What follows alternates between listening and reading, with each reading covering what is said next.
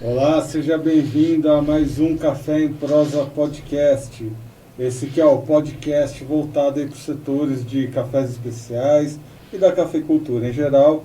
No nosso podcast de hoje, a gente vai trazer uma história que é daquelas que a gente mais gosta de trazer aqui no nosso podcast. Todas as histórias relacionadas aos nossos amigos cafeicultores, produtores de café, enfim, famílias inteiras aí voltadas para a produção de café. Mas antes da gente apresentar a nossa história de hoje, eu estou aqui com a minha amiga Virgínia Alves. Olá, Erickson. Olá para todo mundo que está acompanhando mais um episódio.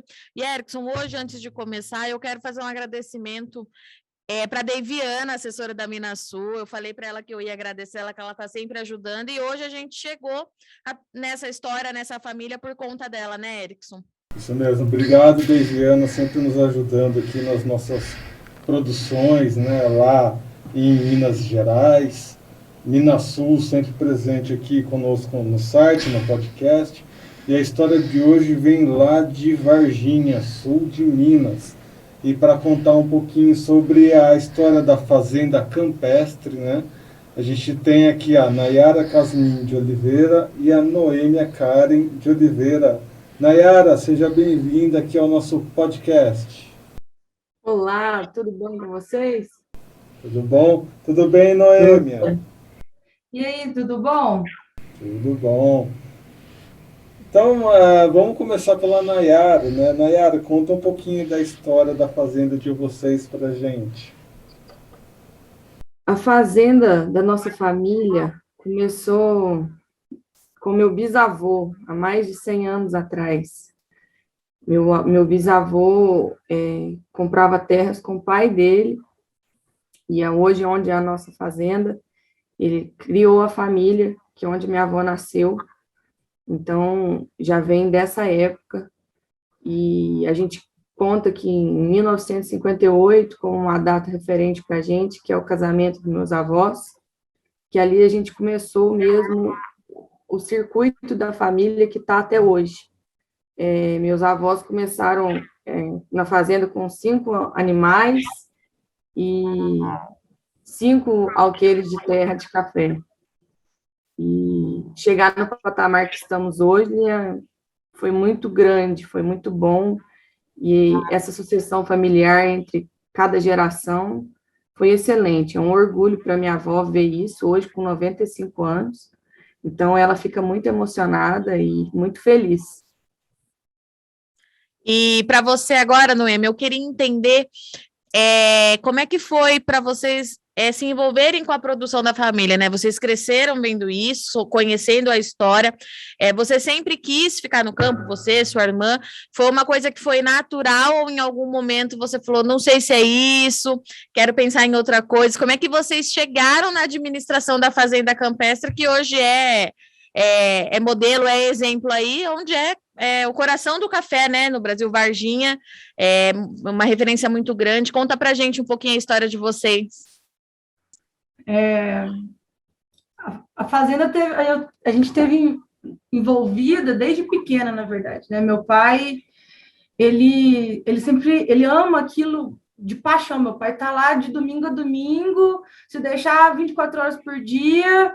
A gente só não mora na fazenda hoje porque por conta da nossa avó, que ela precisa do nosso apoio aqui, mas eu desde pequena, eu acho que meu pai conta que eu aprendi a sentar, ele colocou eu em cima de um cavalo. Então, tipo assim, são coisas assim que a gente tá ali junto desde pequena. Meu avô, e ele é o cara que sempre incentivou muito, principalmente eu, que sou a neta mais velha, a estar ali perto, sabe? Então, desde pequena, eu acompanhava plantio de café, acompanhava lida de gado, terreiro.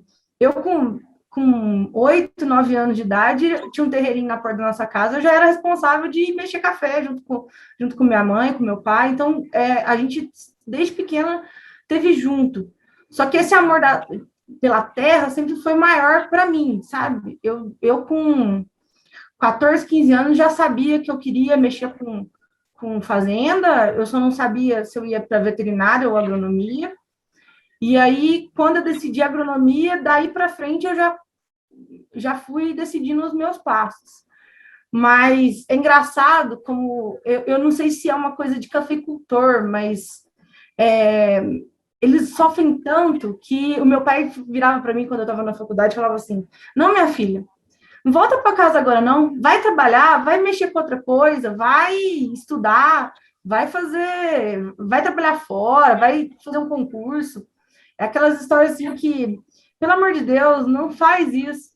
Só que aí, tipo assim, a gente vai passando e eu falei assim, então tá bom, pai, então eu vou continuar a estudar. E aí eu fiz mestrado, eu fiz doutorado, e aí quando eu estava terminando o doutorado, meu avô ficou doente, e aí meu pai acabou ficando muito bitolado, ele tinha muito serviço, e sem meu avô lá para auxiliar ele na parte gerencial, ele sofreu muito.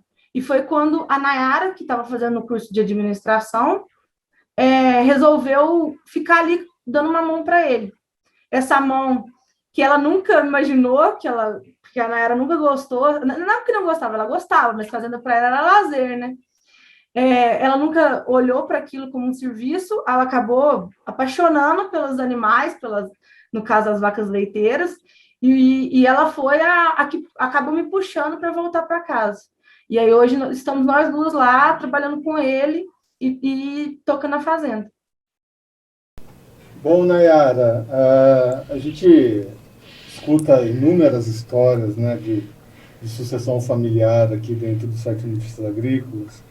E por mais diferentes que as histórias sejam, tem sempre alguns pontos de conexão entre as histórias que a gente acaba encontrando ali, né? Tem histórias, por exemplo, de gerações que acabam voltando meio que obrigados para a fazenda, mas no caso de vocês foi um pouquinho diferente, né? Foi um pouquinho essa necessidade do pai de vocês e por um acaso vocês optando, né, por você, né, administração, optando por uma especialização que não necessariamente está voltado para o agronegócio, mas que conforme o andamento das coisas foram acontecendo, houve essa necessidade de ter uma administração presente na fazenda da sua família. Como é que foi esse processo de retornar a um lugar que você não estava imaginando que precisaria ter esse retorno? Assim, meu pai brinca que eu caí de paraquedas na fazenda, né? E ele não acreditava que aquilo ia dar tão certo. Eu sou formada em administração, hoje eu faço um curso de pós-graduação em gestão de negócios, e é uma coisa que eu friso com meu pai muito, desde que eu entrei, e eu brigava, eu falo assim, a teoria com a prática, eu falava, pai, isso é um negócio, a gente tem que parar de ver o produtor rural, parar de ver a fazenda como um amor, como uma coisa dele, e sim um negócio, a gente tem que fazer isso girar, e ser um negócio sustentável, com todas as entrelinhas que tem isso. Então, assim, eu gosto muito de lidar com pessoas, eu sempre gostei de administração por isso, gerir, e quando você cai na fazenda, a gente tem 26 funcionários, 13 famílias que moram na fazenda, então você lidar com aquelas pessoas diariamente é uma coisa, para nós, uma cultura dentro da nossa fazenda, que hoje os nossos funcionários, os nossos colaboradores são a nossa família. A gente tem uma relação com eles muito grande. Então, foi ótimo. Eu falo assim, não me via, nunca pensei dentro da fazenda. Eu ia para a fazenda, gostava muito para ir para passear, para ajudava, via as coisas, mas não era uma coisa que eu via no futuro. E quando meu pai falou assim para mim, filha, eu não aguento, estou cansado, porque meu avô com ele era a dupla dinâmica, e meu avô era o empreendedor e era o gestor. Então, quando a pessoa cai e a pessoa que é do operacional tenta pegar essa parte, é muito pesado. E aí eu falei, gente, eu vivi disso a minha vida inteira. eu quero passar isso para os meus filhos. Então, eu vou voltar para trás. Eu fiz de tudo para voltar o mais rápido possível, e já peguei, assim, hoje os nossos funcionários brincam. Depois que as meninas vieram, assim, é muito nítido o gás que a gente põe, né? Assim, eu falo que é um fogo a mais nas pessoas que já estão, assim, cansadas daquela lida, e elas vêm e voltam com tudo, porque meu pai, ele deu uma explosão, que ele quis crescer e aprender, pus ele dentro de cursos comigo, para a gente aprender mais, e isso a gente não parou de aprender até hoje. O amor pelo campo, pela cultura e pelo agronegócio, para mim, hoje é gigante. Há quanto tempo que vocês estão na administração, na gestão aí da fazenda? Eu vim para a fazenda tem 5 anos. Tá. A minha próxima pergunta eu queria que as duas respondessem, porque quando a gente fala de sucessão familiar e falar em cafeicultura, a gente sabe que o produtor de café, ele é muito tradicional. Esse gás que você está falando que vocês levaram para a fazenda de vocês é uma coisa assim que a gente ouve muito falar e às vezes é meio difícil para quem está muito tempo fazendo do mesmo jeito se adaptar às novas tecnologias, muita coisa mudou, a gente tem a questão da sustentabilidade que você já mencionou. Eu queria saber, assim, para você, quando você chegou e viu que dava para melhorar, dava para crescer e que isso precisava ser feito, qual que foi a maior dificuldade, assim, que você teve na área? E depois eu queria que a Noêmia complementasse a resposta também, pode ser? O que vocês estão rindo? É porque é aquela frase de praxe, de todo pai, de todo produtor. Eu sempre fiz assim e deu certo. Porque a gente vem implementando, a gente não conseguiu fazer, já faz 5 anos que ela está lá, 3 eu, e é difícil, é uma coisa que é dia a dia, você tem que mostrar números, você tem que mostrar... Onde que pega mais, assim? Em questão de forma de cultivo que mudou, trato cultural, onde que pega mais, assim? Onde que vocês estão sentindo mais dificuldade na hora de mostrar isso para o pai de vocês? Virgínia, o meu pai é um cara frente ao tempo dele em relação a produtores, em relação à sustentabilidade. Hoje a gente está passando uma crise hídrica. Se você for na nossa fazenda hoje, eu não tenho problema nenhum com água. Há 30 anos atrás, enquanto o pessoal plantava na beira da represa, na beira da água, meu pai estava fechando tudo. Então, hoje a gente tem 10 nascentes na fazenda e água em abundância. Hoje a nossa água rebanha aqui em Varginha, a cidade. Então, assim, é um orgulho para ele deixar esse legado. Não é um legado, estou deixando uma empresa gigantesca. Ele pensar que ele está deixando água para as pessoas, pensando nas pessoas ali. E, assim, hoje, quando a gente vai trabalhar com composto orgânico da cama do gado nosso, vai jogar nas lavouras, ele vê a diferença no pé de café. Então, assim, a gente tem esses tratos de sustentabilidade e ele sempre pensou nisso, ele sempre usou o esterco de gado desde os primórdios no plantio de café. Então, assim, para o meu pai, novidade é ótimo, mas você tem que convencer. É esse poder de convencimento que eu acho que é muito difícil você colocar no produtor. Você tem que ter todos os dados e conformar por A mais B que aquilo vai resultar C para ele. Porque é uma coisa muito commodity, né? Como o nosso próprio café fala. Porque é o padrão, sempre seguiu daquela forma. E aí, quando a gente entra em cafés especiais, por exemplo, que hoje é o forte da nossa fazenda, a gente não tem muita... você fala assim, o que vocês fazem? Tem terreiro suspenso? Não.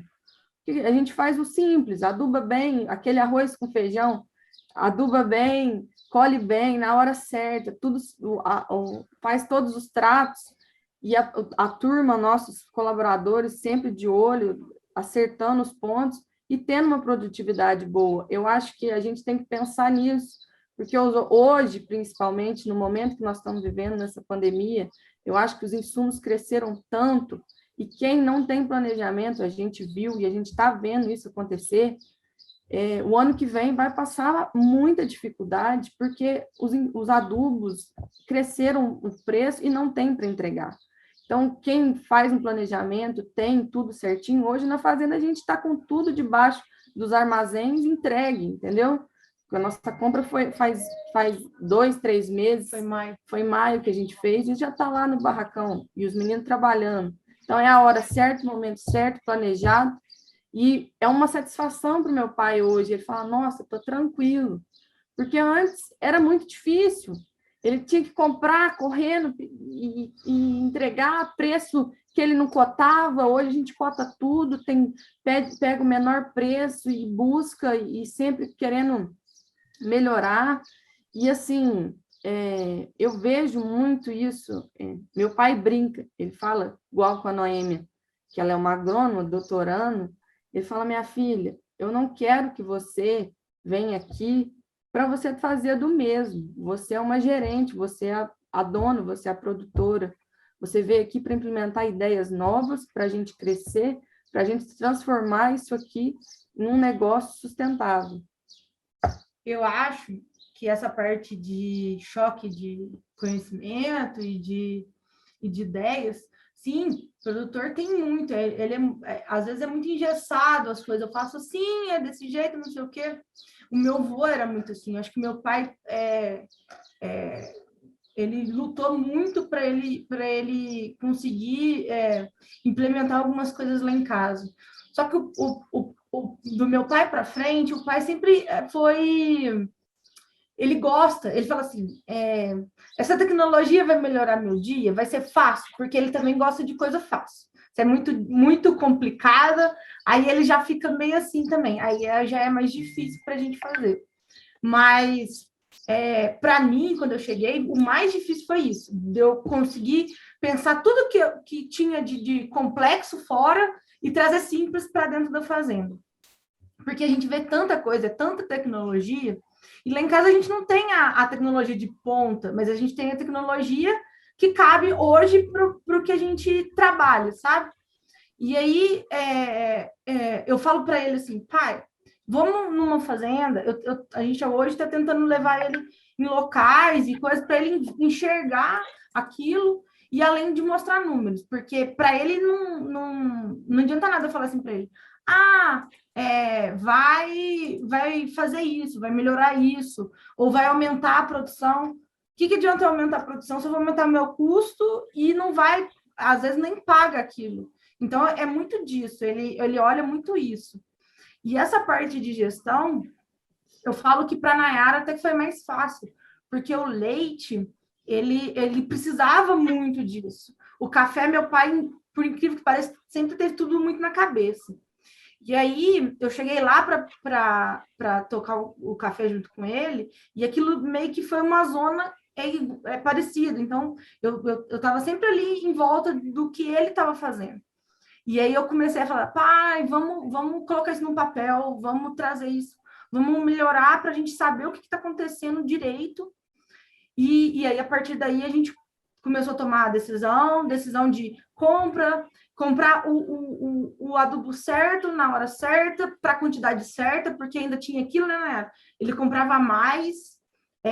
Sim, tem que comprar mais, você tem que ter uma margem, mas não muito a mais para sobrar para o outro ano, porque a gente não sabe como é que vai ser. E hoje, a nossa fazenda ela é 7 quilômetros da cidade, então ela é perto. Eu não posso ter muitas coisas dentro da fazenda mais por perigo de roubo. Então, a gente está sempre tomando cuidado de ter aquilo que a gente precisa para usar na hora. Compramos antes, mas aquilo dentro da fazenda a gente deixa só o que a gente vai precisar naquela época.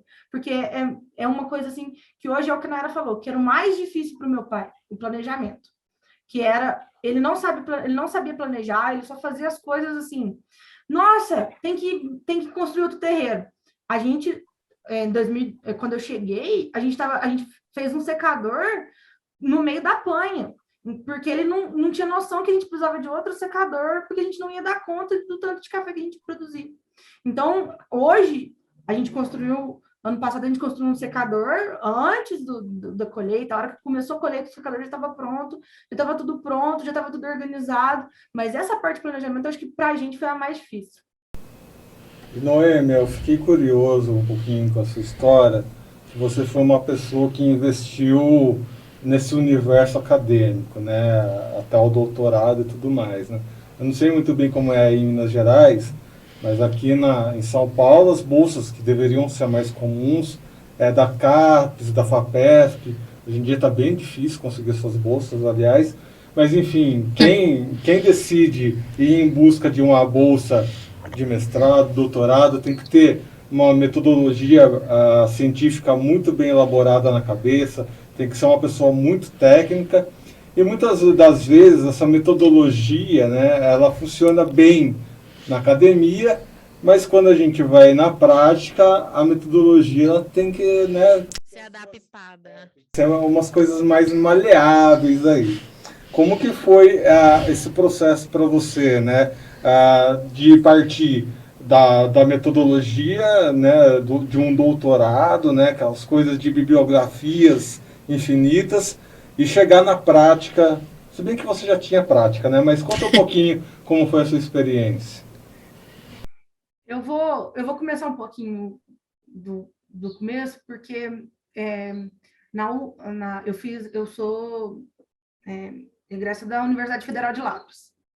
E lá existe um núcleo chamado MECAF, e eu entrei nesse núcleo, e foi ele que me deu base, não só do acadêmico, mas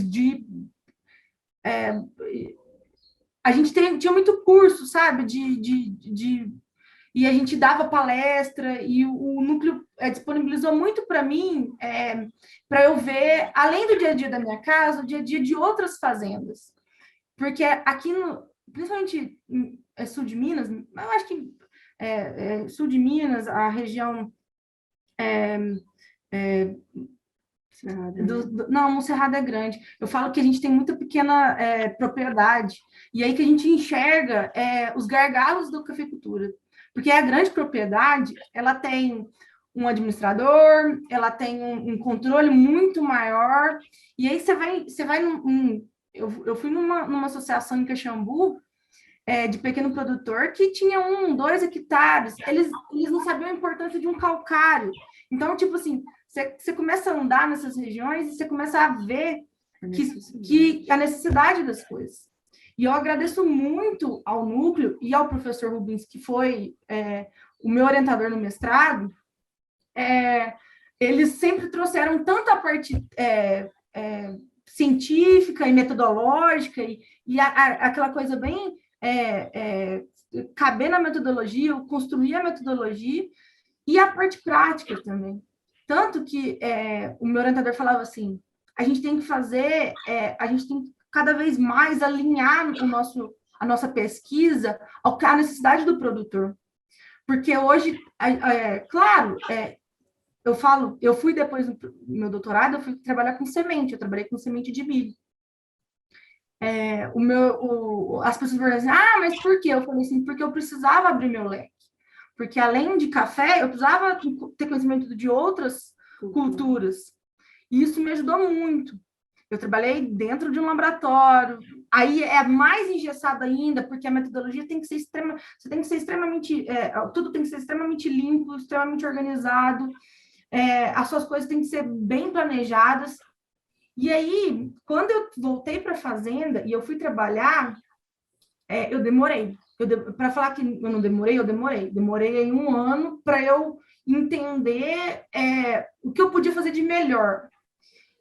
Porque é muito difícil, essa parte é muito difícil, porque hoje eu tenho planilhas que eu passo para os meus melhores funcionários, porque aí eu comecei a entender. Eu tinha que escolher um certo colaborador que era o que mais assim se interessava, e é ele que é o responsável de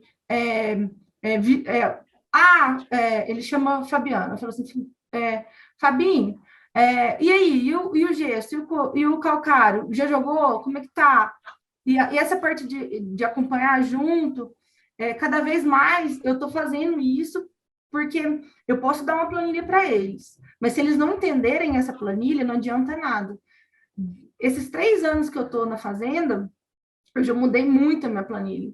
Eu melhorei, eu entendi o que eles precisavam e, tipo assim, cada ano que passa, eu penso um jeito melhor para ficar mais fácil para eles.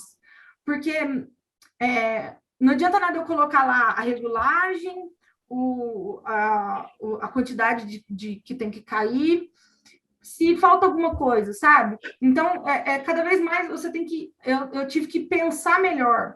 E esse pensar, que é eu falo assim que a pós-graduação trouxe para mim, de pensar fora. O que eu posso melhorar? O que eu posso fazer? E é uma mistura, e é engraçado porque todo mundo me pergunta assim, e aí, mas aí você não tem vontade de ir para a carreira acadêmica? Hoje não mais. Tanto que, na verdade, eu fiz mestrado e doutorado porque eu queria ir para parte laboratorial, eu queria trabalhar dentro de um grande laboratório. E aí, eu falo, numa empresa hoje, eu tenho muitos colegas hoje que estão nessas grandes empresas, né, e são doutores. Então, esse nicho é muito interessante. Só que hoje eu na fazenda não largo aquilo, porque uma coisa que esse engessamento não existe.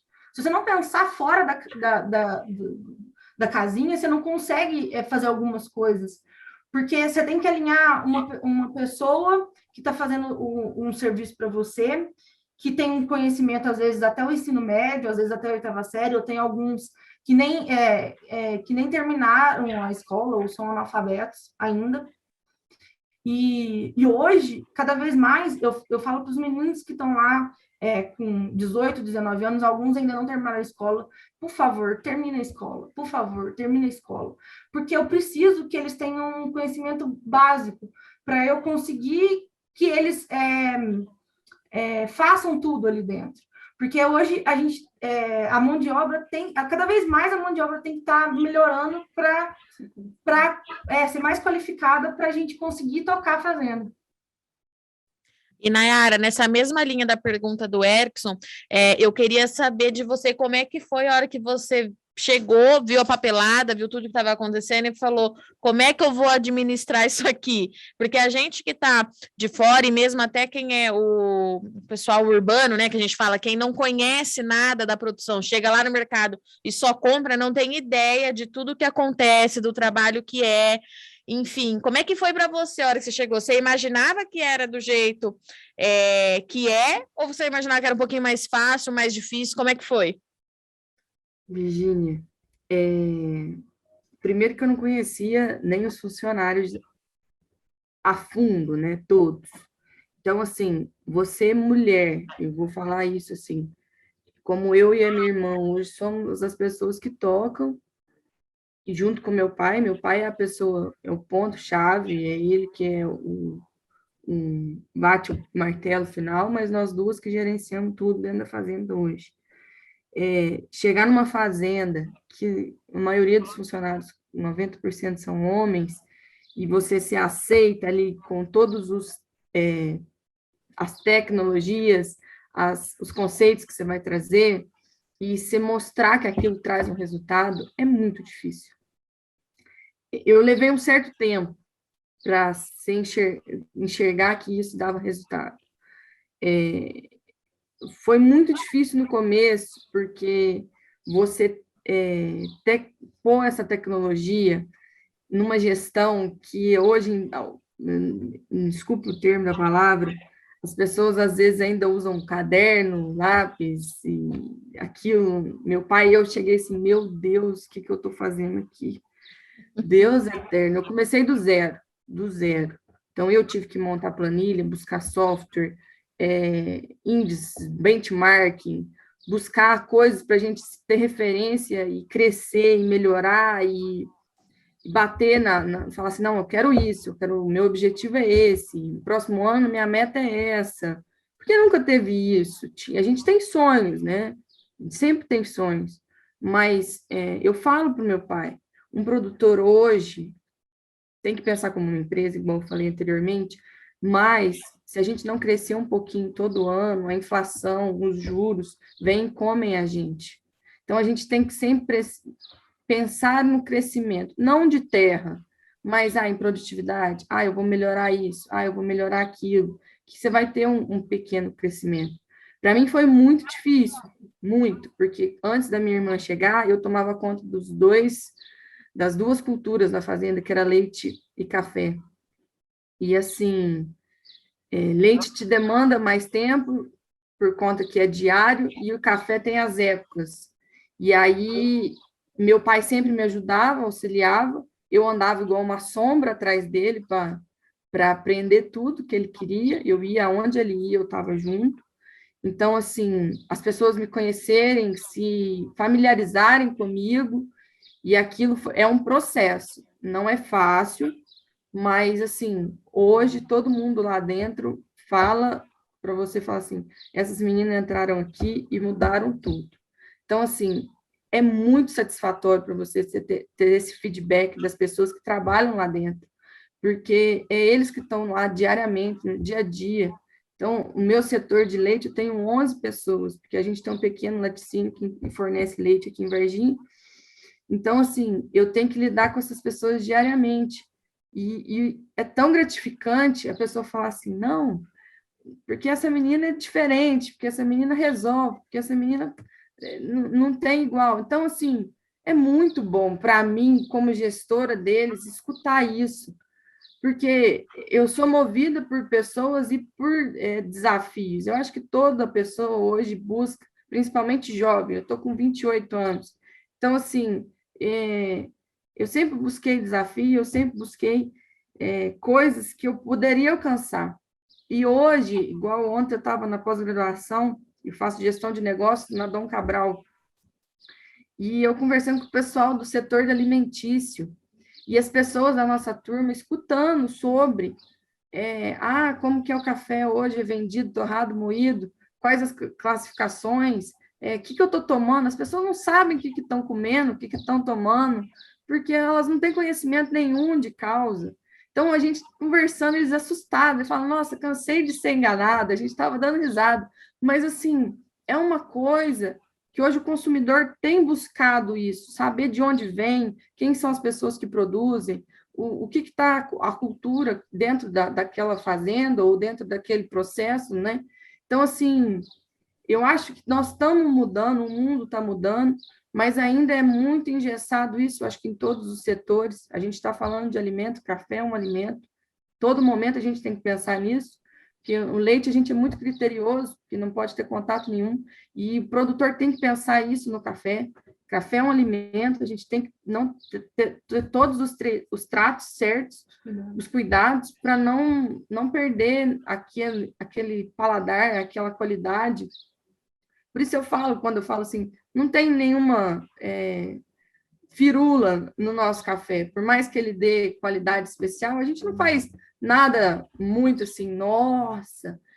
Por exemplo, no ano passado a gente tinha 70%, 80% de todos os nossos lotes especial. E a gente não fez nenhum fermentado, a gente não tem terreiro suspenso. É um manejo das pessoas com os tratos daquela cultura, sabe? Eu acho que a gente tem que buscar isso, ser simples e solucionar problemas das pessoas. Então, é muito satisfatório você ter esse reconhecimento. Meu avô faleceu o ano passado e eu me inspiro muito nele, porque eu brinco que se fosse meu avô, com as nossas ideias, meu avô comprava toda a ideia, Virgínia. Ele comprava a ideia. Se 5 minutos você convencia ele comprava. Por mais que ele não tivesse o dinheiro, ele arranjava e punha em prática. Então, assim, eu brinco, se a gente tivesse conseguido chegar na época que ele estava nos momentos áureos dele, com as nossas ideias novas e convencendo ele, meu avô ia fazer, sabe? Então, ele sempre foi um empreendedor, sempre buscou as coisas. Então, a gente perdeu ele o ano passado, foi uma perda muito grande para nós, porque ele é uma pessoa muito inteligente e para uma pessoa, meu avô tinha a 4ª série, e chegar a tudo que ele fez como pessoa, como empresário, além da fazenda, ele tinha outros negócios, assim, é muito gratificante. Quando a gente era pequena, ele brincava com a gente, fazer conta grande, assim, estuda aí, menina, estuda, faz essa conta aqui, quanto que é isso? Para ninguém te passar para trás. A gente não sabia nem fazer 2 mais 2, e ele queria que a gente fizesse contas gigantes. Então, assim, quando eu cheguei na fazenda, aqueles números me assustaram muito, muito, porque eu não achava que rodava tanto dinheiro dentro de uma fazenda. Por mais que ela seja pequena hoje, roda muito, o capital de giro dentro de uma fazenda é gigante. E assim, a gente não tem ideia disso. O tanto que tem que ser desembolsado para aquilo se tornar um produto final. Então, eu brinco com meu pai que foi um choque de realidade. Para mim, tá, beleza, vamos lá tomar café, beleza. Mas na hora que eu peguei, sentei, lancei custo, lancei gasto, falei, gente de Deus, eu estou trabalhando um negócio que vou ter que trabalhar muito. Então, assim, é uma realidade que eu acho que muitos filhos de produtores, eu queria muito que as pessoas ajudassem os pais, sabe, Virgínia? Porque é de onde a gente vem, é de onde a gente tem a nossa cultura. Eu vejo muitos colegas meus que os pais são produtores e os pais estão crescendo a mil, e aí você fala assim, cara, ele não quer voltar, ele não vai voltar, e eu estou crescendo aqui para quê? Vai ficar para quem? A maior tristeza do meu pai é chegar numa fazenda que ela está largada, porque ela era uma potência e hoje não existe mais nada. Então, eu estou aqui na 4ª geração da minha família tocando a fazenda, eu quero que meu filho toque, eu vou ensinar meu filho desde o início que isso aqui é uma coisa boa, que isso aqui é um negócio, não como meu pai passou para mim, que era difícil, que era trabalhoso, mas porque tudo hoje na vida da gente é difícil. A gente luta, a gente estudou na faculdade federal, a gente passou cada coisa que, assim, você fala, não, eu vou para o mercado de trabalho para quê? E não foi uma escolha fácil para mim, porque as pessoas falam, ela não achou serviço, foi trabalhar na fazenda. Não foi. Meu pai fala para mim assim, Nayara, se vocês não vierem, eu vou vender a fazenda. Nossa, quebra, parte o coração da pessoa, porque ali é uma história de vida. Imagina, 100 anos de uma família que todo mundo ali viveu, cresceu, tem cada história. Eu escuto a minha avó contando história para mim, sabe? Me dá uma satisfação gigantesca das histórias dela, ali onde é a nossa sede, que é onde meu pai, com a minha tia e os meus tios cresceram e trabalharam desde pequeno até a gente chegar no patamar que estamos hoje. Então, assim, é muito satisfatório. Bom, não é à toa que o nosso podcast se chama Café em Prosa, né? A prosa aqui tá muito boa. A gente proseava a tarde inteira, se fosse possível. Mas estamos aqui os nossos horários, estamos chegando aqui os nossos finalmente. E a última coisa que eu quero perguntar para vocês, aproveitando que nós temos os nossos amigos em comum, que são os profissionais da Minasul, eu quero saber como é que é o relacionamento de vocês com a Minasul, né? Como é que é o trabalho que vocês fazem em conjunto. Conta um pouquinho para a gente esse relacionamento com a Minasul.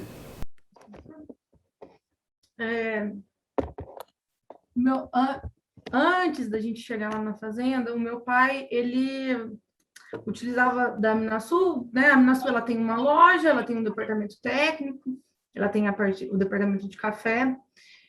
Meu pai usava, eu acho que eu posso dizer, uns 30% do que a cooperativa disponibilizava. Eu falo assim, do que eles podem fazer pela gente, sabe? Na época, o nosso agrônomo era do departamento técnico da cooperativa e meu pai usava a loja. Depois que a Nayara chegou lá, na verdade, começou, com a chegada do Chico, lá no departamento de café lá da cooperativa, que o meu pai, ele perguntou para o meu pai se ele queria pôr o café dele num concurso. Aí meu pai pensou, ele conversou comigo, nessa época eu estava no mestrado, aí eu falei assim, não, pai, é uma oportunidade, é uma oportunidade para o senhor mostrar o seu café para fora, não pensando em ganhar o concurso e tal. Aí meu pai colocou, o café, teve um concurso aqui na Minasul, eles ficaram entre os 3 primeiros, depois desse café a gente colocou no concurso da BSA. Esse concurso, nosso café, ele não ficou nem entre os 20 primeiros. Só que uma cafeteria, na verdade, veio alguns japoneses que tem algumas cafeterias lá, e eles gostaram muito do nosso café. E aí correram atrás do departamento de cafés da Minasul, e aí, através deles, ficaram sabendo quem era o meu pai, eles foram visitar a nossa fazenda, porque hoje, para eles, é muito importante saber a história da fazenda, a história do café, como é que aquele café é produzido. E aí, eles gostaram tanto da nossa família e do café, que a partir daí, eles começaram a comprar todo ano o nosso café. E aí, foi uma coisa assim, meu pai nunca tinha esperado. Ele colocava o café antes ele colocava o café para vender e pronto. Para ele não tinha esse negócio de especial, peneira 16 acima, melhorar o café. Não, para ele era só colocar e pronto. E aí, a partir daí, ele começou a abrir o olho para o nosso consumidor de fora, do exterior. E aí, ano passado, né, Nayara, surgiu uma oportunidade de um café, de uma cafeteria da Grã-Bretanha, que eles tinham gostado muito de uma amostra do nosso café. E aí, foi através do departamento técnico departamento especiais da Minasul. Café de Especiais da Minasul, que entraram em contato conosco, e aí a gente chegou num negócio e a gente começou a exportar para eles. Ano passado, e esse ano a gente também já está, provavelmente no final do mês, mandando café para lá também, tanto para o Japão quanto para a Grã-Bretanha. E aí, a cooperativa, ela deu muito esse suporte para a gente.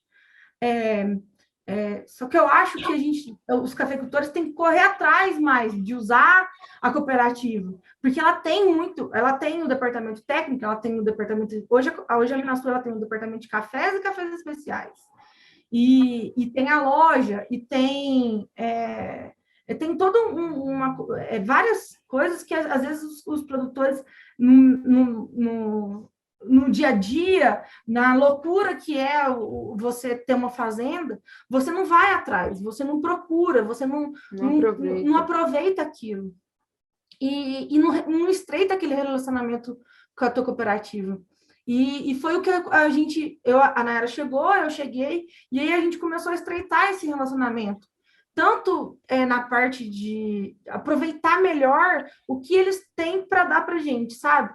Então, aproveitar melhor essa parte, aproveitar hoje, além da gente cotar, né? A gente cota em vários locais, mas a Minasul está sempre trazendo um preço melhor para a gente, ela está sempre ajudando de alguma forma. Então, essa parte, eu falo assim que a gente melhorou muito o nosso relacionamento a partir de que a gente entendeu o que eles podem dar para a gente e o que a gente pode se beneficiar deles. Então, foi uma coisa muito boa, assim, sabe?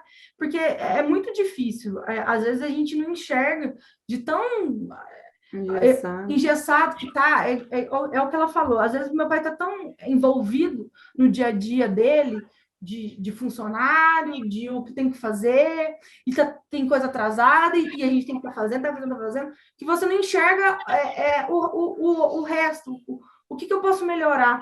E isso foi o que a gente trouxe. Eu acho que eu falo que a Nayara veio para trazer a sintonia fina da fazenda. Melhorar, diminuir os nossos custos para fazer essa sintonia fina, para melhorar o que a gente pode fazer.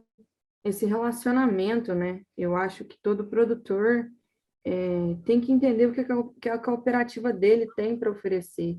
E aqui a Minasul, para a gente, eu não tenho o que falar.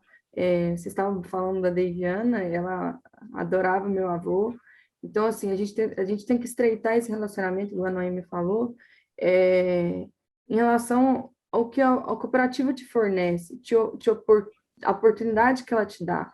Porque, sim, eles têm várias oportunidades e a gente não está ali procurando. Então, a cada dia que eu vou lá, eu tento conversar com o maior número de pessoas dos setores para mim poder entender o que eles podem melhorar para mim. Então, assim, hoje, antigamente eu fazia venda de café commodity, hoje eu não faço mais. Se eu tenho algum café que eu acho que tem algum diferencial, por mais que às vezes a pontuação dele não seja alta, eu tento negociar, eu peço para eles buscarem mercados para mim, porque hoje a gente tem mercado para todo tipo e qualidade de café. Então, a cooperativa está ali disposta, esperando o produtor para ele ter esse relacionamento. E a Minasul hoje, assim, ela é a nossa maior parceira em todos os trâmites. Nosso café inteiro está na Minasul. Então, eu não tenho o que falar, eu tenho que agradecer muito o setor de cafés especiais, a Carol. O Chico saiu, agora o Douglas está lá. As meninas do atendimento. Eu acho que todo relacionamento do produtor com a sua cooperativa, da sua região, ou se tiver mais, a que você é cooperado, é estreitar esse relacionamento, porque é uma via de mão dupla. Você ajuda a cooperativa e a cooperativa te ajuda. Então, assim, é uma coisa que a gente cresce junto. E a cada dia mais a gente tem buscado mercados juntos, e tanto que estamos aqui hoje com vocês através da Minasul, porque a Minasul faz um bom tempo tentando levar a nossa história, a nossa família, o nosso café a outros lugares, a outro patamar, e a gente caiu na revista, nas reportagens, e estamos aqui hoje. Eu tenho que agradecer muito o pessoal da Minasul, a vocês pelo convite, porque é uma honra para a gente estar aqui, falando um pouco da nossa fazenda, da nossa família, que eu espero a cada dia a gente crescer mais para poder voltar aqui outras vezes e melhorar mais. Né? Com certeza. Eu tenho certeza que nós teremos um segundo episódio logo, muito em breve, né? Já deixa, né? Minasul, estamos aqui à disposição, nosso podcast também é de vocês, de Viana, usem aqui à vontade, estamos aqui para ajudar, né? Ainda mais cooperativa, né? Esse trabalho maravilhoso que as cooperativas fazem, exemplos não faltam, as meninas aqui já deram uns 10 exemplos diferentes aqui de como uma cooperativa pode ajudar, estamos aqui sempre à disposição. Nayara, Noêmia, foi um prazer conhecer vocês, né? Sempre muito bom ter essa conversa com os nossos amigos, né, produtores de café, produtoras, né, de café no caso. Sejam sempre bem-vindos aqui ao nosso podcast. Nós que agradecemos. Muito obrigada. Nós agradecemos e agradecemos toda a disponibilidade de vocês por receber e as perguntas e levar a nossa história para frente. Agradecer também a presença da minha amiga Virgínia Alves. Obrigada, Erickson. Meninas, obrigada por compartilhar a história de vocês. Todas as vezes que a gente fala com produtor e com produtora e com mulher na cafeicultura, eu falo a mesma coisa, parece que é sempre o mesmo encerramento. Eu fico muito feliz quando vocês topam falar com a gente, quando é mulher na frente de tudo. É uma missão que eu trago aqui para o Café em Prosa cada vez mais, colocar a mulherada para falar mesmo, mostrar que vocês estão no campo. E hoje eu acho que assim, vocês deram um show, várias dicas aí, em pouco tempo, do que o produtor precisa fazer, sustentabilidade, gestão, sucessão familiar, deixaram muito claro aqui para a gente hoje que o campo não para, mas ele precisa evoluir e que é possível evoluir fazendo simples. Eu acho que essa é a maior mensagem que vocês deixaram para a gente hoje, que dá para fazer café legal, café de qualidade, cuidar do meio ambiente. A Nayara trouxe para a gente uma pauta que está tirando o nosso sono, tirando o sono do produtor, crise hídrica, deixou aqui o exemplo de quem pensou lá atrás que isso pudesse acontecer. Então, assim, foi muito gratificante, foi muito rico, e o convite já está aberto para vocês voltarem quando vocês quiserem. Tem meu WhatsApp e portas abertas. Obrigada. Obrigada, Virgínia. A gente que agradece, Virgínia. Obrigado. Mais uma vez, retomando aqui, né? Nossa maior missão nesse momento de dificuldades é trazer vozes da experiência e vozes de esperança. As meninas são novas, mas olha quanta experiência, né? estudaram, foram adiante, uma chegou ao doutorado. A experiência vem em diferentes formatos e tamanhos, né, pessoal? Bom, lembrando então que estamos em todas as redes sociais, LinkedIn, Facebook, Twitter, Instagram. Temos o nosso próprio Instagram, que é o Café em Prosa _NA. E você que viu esse conteúdo pelo YouTube, lembrar de se inscrever no canal, ativar o sininho para receber as notificações, deixar o like para que cada vez mais pessoas recebam essas nossas entrevistas aqui dentro do Café em Prosa Podcast, beleza? Até a próxima, um abraço.